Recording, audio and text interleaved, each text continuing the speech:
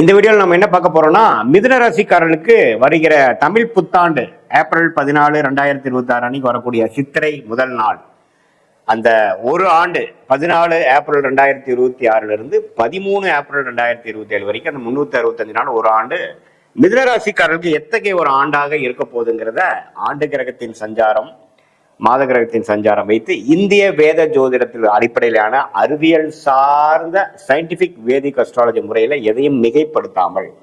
உள்ளது உள்ளவாறு பரிகாரங்கள் அது மாதிரி மூட நம்பிக்கையில போகாமல் ஒரு கிரகமும் ஒரு இடத்துல இருந்து அந்த மாறுதலை இருந்து அந்தந்த ராசிக்கு எந்த தாக்குதலை கொடுக்குது, எது மாதிரி வாழ்க்கை பயணங்களை வேறுங்கிற மாற்றங்களை திசை மாறக்கூடிய அமைப்புகள் எது மாதிரி மாற்றங்களை நம்ம எதிர்பார்க்கலாம் அப்படிங்கிறது மிதுன ராசிக்காரர்களுக்கு இந்த தமிழ் புத்தாண்டு எப்படி இருக்க போகுதுங்கிறது இந்த வீடியோல டீட்டெயில்டா நம்ம பார்க்க போறோம். இப்ப பாருங்க, ராசி அதிபதி ஆகிய புதனே ஓரளவுக்கு எல்லாமே நல்ல இடத்துலதான் இருக்கிறார். வருடம் ஸ்டார்ட் ஆகிறப்ப ஒரு மாசம் மட்டும் பாத்தீங்கன்னா ஏப்ரல் 14 இருந்து ஒரு மே 14 வரைக்கும் பாத்தீங்கன்னா முதல் ஒரு மாதம் ராசி அதிபதி ஆகிய புதனே சனி செவ்வாயோட சேர்ந்திருக்கார். எப்ப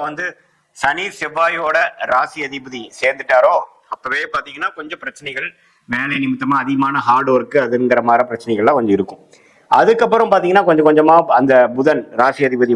சனி செவ்வாயோடு விலகி நல்ல இடத்துக்கு 11ஆம் இடம், நட்பு வீடான சுக்கிரன் வீடம், அப்புறம் ராசிக்குள்ளேயே வரக்கூடிய நல்ல ஒரு மாற்றத்தை கொடுக்கக்கூடிய அமைப்புகள் அப்படியே வருது. அதுக்கப்புறம் வரக்கூடிய குரு பயிற்சி ஜூன் 1 2026 குரு பயிற்சி என்னதான் ராசியில் இருக்கக்கூடிய 2ஆம் இடத்துல வந்தாலும், பாதகாதிபதி 2ஆம் இடத்துக்கு வந்தாலும் உச்சம் பெற்று 8ஆம் இடம், 6ஆம் இடம், 10ஆம் இடத்தை பார்க்கும் பொழுது பண வசதி, பண வரவு, சைடு இன்கம், தொழில் மேன்மை, வேலை மேன்மை, வேலை மாற்றம், நல்ல ஒரு பணவரவு, ஒன்றுக்கும் மேற்பட்ட பணவரவு, அது மாதிரி பல விஷயங்கள் பாசிட்டிவா நடக்கக்கூடிய அமைப்புகள் ஜூன் மாதத்துக்கு அப்புறம் வருதுங்க. அதுக்கப்புறம்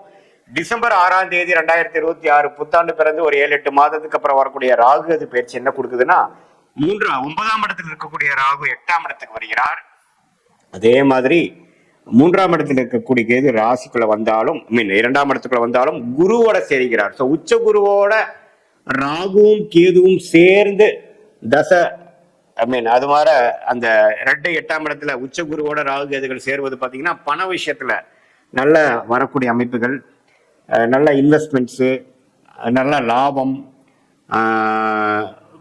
மறைமுகமான ஸ்டாக் மார்க்கெட், அடுத்தவங்களுடைய பணம், அது மாதிரி பல விஷயத்துல நமக்கு லாபங்கள் வரக்கூடிய ஒரு அற்புதமான ஒரு காலகட்டமாக குறிப்பா சொல்லணும்னா இந்த டிசம்பர்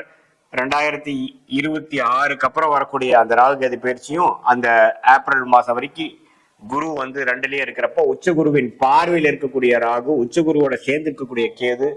சனி 10ஆம் இடத்துல ராஜயோகாதிபதி சனி குருவால் பார்க்கப்படும் பொழுது நல்லாவே தொழில் மேன்மை, வேலை மேன்மை, ப்ரமோஷன்,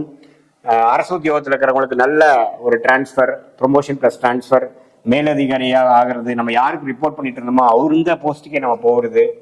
திடீர்னு நல்ல ஒரு ஸ்டேட்டஸ் மாறுறது, இது மாதிரி கலைத்துறையில் இருக்கிறவங்க, சினிமா துறையில் இருக்கிறவங்க, கிரியேட்டிவ் ஃபீல்டில் இருக்கிறவங்களுக்குலாம் நல்ல ரெகக்னிஷன் கிடைக்கிறது, அது மாதிரி பல நல்ல விஷயங்கள் நடக்கக்கூடிய ஒரு அற்புதமான ஒரு காலகட்டமாக 2026 ஏப்ரல் 14 வரக்கூடிய தமிழ் புத்தாண்டு குறிப்பா போக போக ஜூன் மாதத்திலிருந்து நல்ல மாற்றங்களை, பணவரவு ஒரு மாற்றம், இடமாற்றம் ஒரு மாற்றம், நல்ல ஒரு பதவி உயர்வு ஒரு மாற்றம், படிக்கக்கூடிய மிதுன ராசிக்காரர்களுக்கு நல்ல ஒரு அவங்களுக்கு எதிர்பார்க்கக்கூடிய படிப்பு, மேல் படிப்பு கிடைச்சு அந்த மாதிரி ஒரு இடத்துக்கு இடம் மாறி போறது, காலேஜஸ் அதர் ஸ்டேட் போய் படிக்கிறது, வெளிநாடு போகணும்னு நினைக்கிறவங்களுக்கு வெளிநாடு வாய்ப்புகள். ஏன்னா ராகு கேதுகளே 8க்கு குருவின் பார்வை பெறும் பொழுது விசா கிடைக்காம இருக்கிறவங்களுக்கு விசா கிடைக்கிறது, வெளிநாடு பிரயாணங்கள் போயிட்டு வர்றது, போய் வெளிநாட்டுல போய் வேலை பார்க்கறது, விசா கழிச்சு அந்த போய் படிச்சுட்டு வர்றது, அது மாதிரி பல விஷயங்கள் நன்மையான விஷயங்களை கொடுக்கக்கூடிய ஒரு அற்புதமான ஒரு ஆண்டாக. ஏன்னா ராஜயோகாதிபதி சனி 10ஆம் இடத்துல இருக்கிறது ஒரு அற்புதம், அதை குரு பார்க்குது, அதுக்கு மேல ஒரு நல்ல ஒரு அமைப்பு, ஒரு ஐசிங் ஆன் த கேக் அப்படிங்கிற மாதிரி ஒரு நல்ல அமைப்பு. அந்த ராகு கேதுகளும் ஒரு சுப கிரகமாகிய குருவோட சம்மதப்படும் பொழுது போக போக குருவும் கேதுவும் எந்த அளவுக்கு இணையறாங்களோ அந்த அளவுக்கு பாத்தீங்கன்னா 2 ராகு கேதுகள் திரட்பலம் பெற்று ஒளி பெற்று இன்னுமே நல்ல பலன்களை கொடுக்கக்கூடிய அமைப்பு கண்டிப்பாக உண்டு. ஸோ இது ஒரு மிதுன ராசிக்காரங்களுக்கு ஒரு கேம் சேஞ்சரா இருக்கக்கூடிய அமைப்பு. ஜூன் மாதம் வரைக்கும் கொஞ்சம் ஸ்லோவாகவும் அதுக்கப்புறம் நல்ல ஒரு அமைப்புகளாகவும் கொடுக்கக்கூடிய அமைப்புகளாக மிதுன ராசிக்காரர்களுக்கு உண்டு. இது பொதுவான பலனை தவிர உங்களுடைய ஜென்ம ஜாதகத்துல நீங்க பிறந்த தேதி, பிறந்த நேரம், பிறந்த உரை வைத்து வரக்கூடிய ஜாதகத்தை போட்டு திருக்கணித பஞ்சாங்க பிரகாரம் போட்டு உங்களுக்கு என்ன லக்னத்துல பிறந்தீங்க, நீங்க மிதுன ராசியா இருக்கும் பொழுது மிருகசீரிட நட்சத்திரத்துல இருக்கக்கூடிய நீங்க அந்த கடைசி 2, 3, 4 பாதமா, அல்லது திருவாதிரை நட்சத்திரமா, அல்லது புனர்பூச நட்சத்திரத்தோட முதல் 2 பாதமா, எந்த நட்சத்திரத்துல பிறந்தீங்க பார்த்து எந்த லக்னத்துல பிறந்தீங்க, அந்த லக்னாதிபதி உங்க ஜாதகத்துல எப்படி இருக்கு, என்ன தசாபுக்திகள் போய்கொண்டிருக்கிறது, தசநாதன் புக்திநாதன் இப்ப நம்ம பேசின கோச்சாரத்துல எது மாதிரி அமைப்புல போய்கொண்டிருக்கிறது, இது எல்லாமே நம்ம ஓரளவுக்கு சேர்த்து வைத்து பார்க்கும் பொழுது துல்லியமான பலன்கள் அடுத்த வரக்கூடிய காலகட்டம் எது மாதிரி ஒரு ஷார்ட் டேர்ம் இருக்கு, எது மாதிரி ஒரு லாங் டேர்ம் இருக்கு, நம்மளுடைய வாழ்க்கையை அடுத்த வரக்கூடிய கட்டங்கள் எது மாதிரி திசையில திரும்புற மாதிரி இருக்கு, என்ன ட்ரெண்ட் காட்டுது, வேலை மாற்றங்கள் உண்டா இல்லையா, இப்ப இருக்கிற வேலையிலேயே பல்ல கடிச்சிட்டு இருக்கணுமா அல்லது மாறலாமா, எந்த நேரத்துல நமக்கு ப்ரொமோஷன் கிடைக்கும், எந்த நேரத்துல நம்ம உயர்கல்வி நம்ம எதிர்பார்க்கிற உயர்கல்வி பண்ணலாம், எந்த நேரத்துல திருமண விஷயங்கள் வருது, திருமண தடைகள் எப்ப முடிய போகுது, குழந்தை பேரு எதிர்பார்க்கிறவங்களுக்கு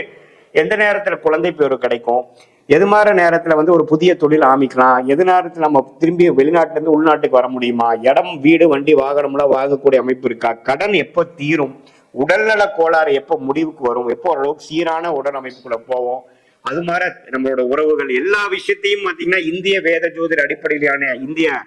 சயின்டிபிக் வேதிக் அஸ்ட்ராலஜி முறையில எதையும் மிகைப்படுத்தாமல், சாயங்கள் பூசாமல், பரிகாரங்கள் மாற விஷயத்துக்குள்ள போகாமல் உள்ளது உள்ளவாறு கர்மா எப்படி சொல்லுது, உங்க ஜாதகத்துல கிரகங்கள் எப்படி இருக்கு, எந்த காம்பினேஷன் இருக்கு, நம்மளுடைய 18 வருஷம் அனுபவத்துல ஒரு கிரகமும் ஒரு மாதிரி இருந்தா எது மாதிரி அமைப்பு கொடுக்கும் அப்படிங்கிறத துல்லியமா நம்ம கத்துக்கொண்டு இருக்கிறோம். அதை நம்மளோட லைவா பார்த்து எது மாதிரி அமைப்புல இருந்தா எது மாதிரி கர்மா கொடுக்குது, எந்த கிரகத்தின் தொழில் நமக்கு நல்ல சாதகமாக இருக்கிறது, எந்த வேலை நமக்கு நல்லா வரும், வேலையா தொழிலா அல்லது வெளிநாடு வாய்ப்புகளா, கவர்மெண்ட் ஜாபா அல்லது பிரைவேட் செக்டாரா, எது மாதிரி துறையில நம்ம படிக்கலாம், குழந்தைகள்ல எந்த மாதிரி துறையில வர்றதுக்கு வாய்ப்புகள் இருக்கு அப்படிங்கறதெல்லாம் நம்மளுடைய ஜாதகத்தை பார்த்து நம்மள எந்த விதத்திலையும் நாம ஒரு மூட நம்பிக்கைக்குள்ள போகாமல் எந்தெந்த கிரகம் எப்படி இருந்தா எப்படி ஆகுங்கிறது நம்மளுடைய 18 வருஷத்துல இருந்த ஆராய்ந்த கிட்டத்தட்ட ஒரு 40-45 ஜாதகத்தை பார்த்து ஒரு அனுபவத்தை யூஸ் பண்ணி சயின்டிபிக்கா நம்ம புரிந்து கொண்டு அதுக்கு தகுந்த மாதிரி நம்மளுடைய வாழ்க்கை பயணம் தீட்டி தேவையில்லாத வேலைகளை செய்யாமல், தேவையற்ற முயற்சிகள் தப்பான டைரக்ஷன்ல போகாமல், எந்தெந்த நேரத்தில் எந்தெந்த வேலைகள் செய்தால் அந்தந்த பலனுக்கு கிடைக்குமோ அதுக்கு தகுந்த விஷயங்களை செய்தோமானால் தேவையற்ற பண விரயங்கள், தேவையற்ற பொருள் சமய விரயங்கள் எல்லாம் தவிர்த்து எளிதான வாழ்க்கையில் எதிர்நீச்சல் போடாமல் நம்மளுடைய கர்ம பலன் என்ன காமிக்குதோ அதுக்கு தகுந்த பொட்டன்ஷியல், அதுக்கு தகுந்த ஒரு வாழ்க்கையில் ஒரு வெற்றியை எளிதில் பெற்று வாழ்க்கையில் நாம வெற்றி அடைய முடியும் என்று சொல்ல விரும்புகிறேன். மீண்டும் மற்றொரு காணொலியில் சந்திப்போம். நன்றி, வணக்கம்.